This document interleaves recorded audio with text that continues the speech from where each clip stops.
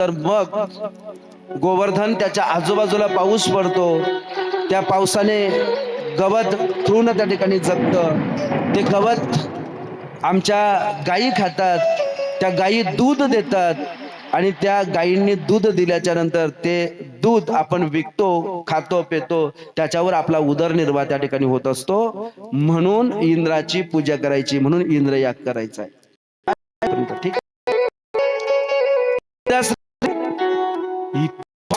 इंद्राचं काम आहे, पण इंद्राचीच पूजा करायला पाहिजे हे चुकीचं आहे. पूजा करायची ना तर तुम्ही गोवर्धनाची पूजा करा म्हटले, इंद्राची नको. गिरिराज गोवर्धनाची पूजा करा. कारण इंद्र हा जो देव आहे तर त्याच्याकडे ते कर्तव्य काम त्याच्याकडे देण्यात आलेलं आहे. हा सर्वसामान्य माणूस आहे, पुण्याधिक कर्म करून त्या ठिकाणी तो देव झाला. पारमार्थिक शतकोटी नावाचं आमचं पुस्तक आहे महाराज. आम्ही आळंदीला असताना शिकत असताना ते पुस्तक आम्ही वाचलं होतं. आमचे श्री गुरु कालिदासजी महाराज ते पुस्तक शिकवायचे. त्यात देव नावाचं प्रकरण आलेलं आहे, पाहिलं का? पारमार्थिक शतकोटी, जुनी पारमार्थिक शतकोटी घ्या, त्याच्यामध्ये देव नावाचं प्रकरण आहे. आणि देतो तो देव, सर्वांना प्रकाशित करतो तो देव, बरं का? ध्रुव धातूपासून तयार झालेला देव. मग त्या देवाचे किती प्रकार आहेत तर म्हटले 33 कोटी.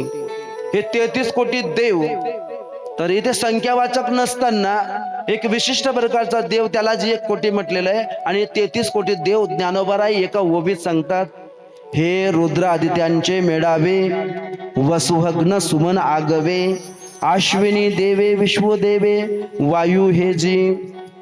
33 कोटी देव एका ओवीमध्ये सांगितले. मोजता का तुम्ही?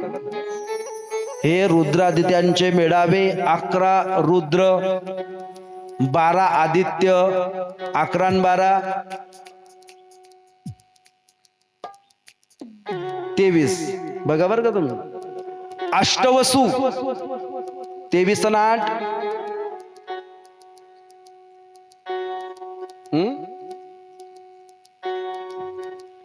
31 आणि 2 अश्विनी कुमार. किती झाले? ज्ञानोबरायांनी केलेली संख्या बरं का देवांची 33. हे रुद्रादित्यांचे मेळावे, वसुअग्न सुमनाग, ओवी बघा. हे 33 कोटी देव. शंकराचार्यांनी ते प्रकरण इतकं छान आहे महाराज, माझं अजून जसं तसं पाठ आहे. ही ओवी पण येते ते. मग भले तिथे काही देवांचं आयुष्य जास्त असेल तर तिथे त्या प्रकरणात भागवतातला एक श्लोक सुद्धा आहे. जर आला असताना अभ्यास केला होता, नंतर जमा अभ्यास होईल तेव्हाचा झालं. तुम्ही पुस्तक उघडा, माझ्या डोळ्यासमोर आहे. लोकानाम लोकपालानाम मदभयम कल्पिजविनाम ब्रह्मणोपि मदभयम द्विपरार्धा परायुषाः. 2 परार्ध वर्ष त्या ठिकाणी ब्रह्मदेवाचं आयुष्य आहे म्हटले. पण या ब्रह्मदेवाला देखील मरावं लागतं, इंद्राला देखील मरावं लागतं. मग देवांचे 4 प्रकार सांगितले पारमार्थिक शतकोटीने. एक, पहिला देव अधिष्ठातृ, दुसरा नैमित्तिक, तिसरा अमृत्य आणि चौथा नित्य. मग अधिष्ठातृ देवता काय? गृह देवता, ग्राम देवता. घर पडलं देव दाबला गेला, गाव बुडालं देव बुडाला. नैमित्तिक आयुष्य मर्यादा जास्त आहे, त्यामध्ये हा श्लोक आलेला आहे, लोकानाम लोकपालानाम, ब्रह्मादिक देव. आणि तिसरा नंबर सांगितला मृत्य, मरणारे देव. मग त्या मरणाऱ्या देवांमध्ये इंद्राचा नंबर लागतो म्हटले. मग तया पुण्याची पावटी सरे, सभेची इंद्रपणाची नि उठती, मग येऊ लागते माघारे मृत्यू लोका. इंद्र देव आहे, पण कुठपर्यंत म्हटले? जोपर्यंत त्याचं पुण्य शिल्लक आहे तोपर्यंत. मग त्यासाठी नेहमी एक उदाहरण देतो. एखाद्या बाईने गावरान तुपाचा डब्बा आणला, 2000 रुपये किलोचं गावरानी तूप, पातमेडा संस्थांचा गावरानी तुपाचा 1 किलोचा डबा आणला, एवढा मोठा लांब लचक चांगला पत्राचा. तर त्या डब्याला ती गोदरेजच्या कपाटामध्ये ठेवते, लाकडाच्या कपाटात ठेवते, त्या कपाटाला कुलूप लावते, चाबी आपल्या कमरेला ठेवते. तर त्या डब्याला इतकं मोठं मोठं वाटतं, आपली काय मजा आहे बुवा, आपली काय मजा आहे. मी गोदरेजच्या कपाटमध्ये, मी लाकडाच्या कपाटमध्ये. पण मी तुम्हाला प्रश्न विचारतो, त्या तुपाच्या डब्याला गोदरेजच्या कपाटाची सुरक्षा कुठपर्यंत?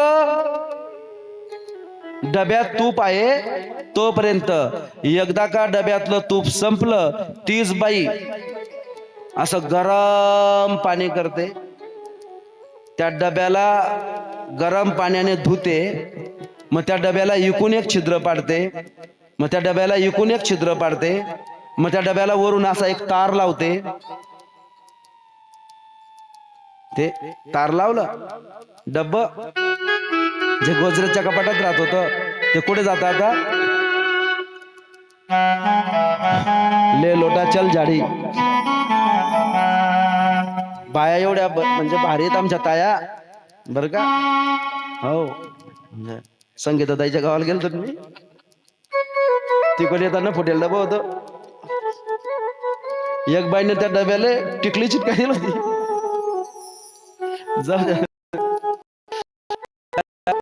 म्हणजे ते टिकवतात, त्याला तिथेच वापरतात महाराज.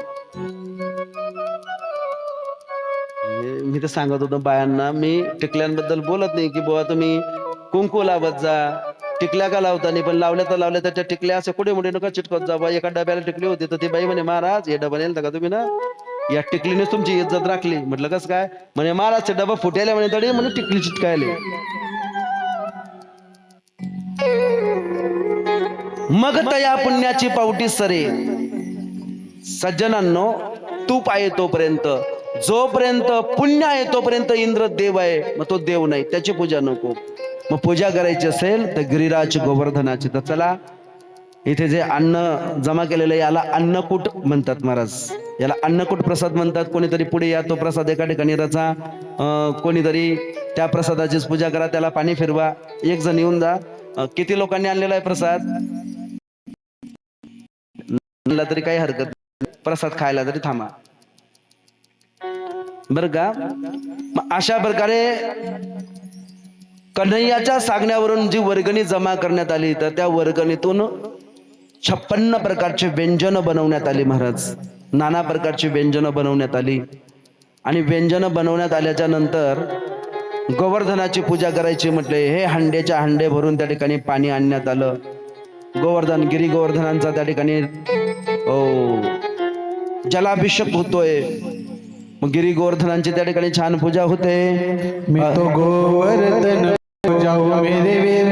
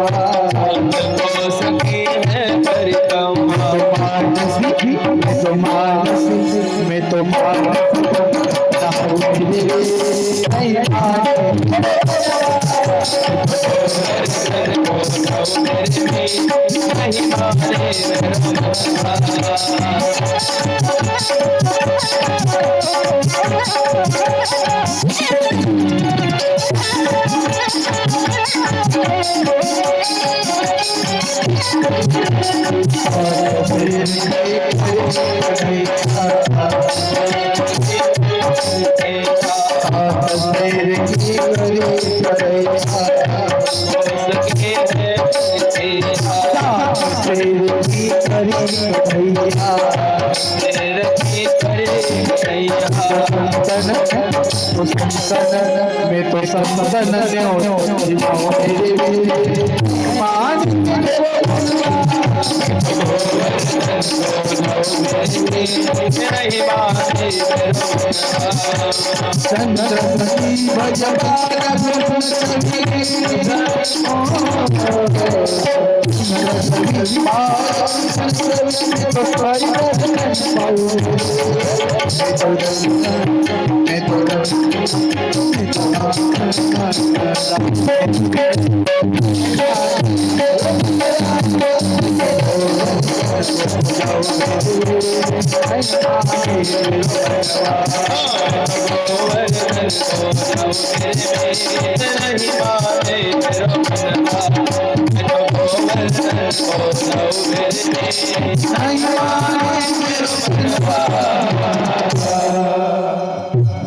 सगळ्या प्रकारचं त्या ठिकाणी जमा करण्यात आलेलं आहे महाराज. मग त्या अन्न पदार्थांची नावं वरण, शिरा, अनारसे, करंजा, खीर, सर्व प्रकारचे पदार्थ, सर्व दूध त्या ठिकाणी बरोबर घेतलेले आहे. वैद्यत्य ब्राह्मण बरोबर घेतलेले आहेत. आग्नीत हवन त्या ठिकाणी चाललेलं आहे. नंतर सगळ्यांनी नवे कपडे घातलेले आहेत. ब्राह्मणांना दान दक्षिणा देणं त्या ठिकाणी चाललेलं आहे. या बर का, अन्न भक्षण चांडाल पतितोभ्य यथार्थ. ते अन्न खाण्यासाठी चांडाळ, पतित इत्यादींपासून कुत्र्यांपर्यंत सर्व प्राणी देखील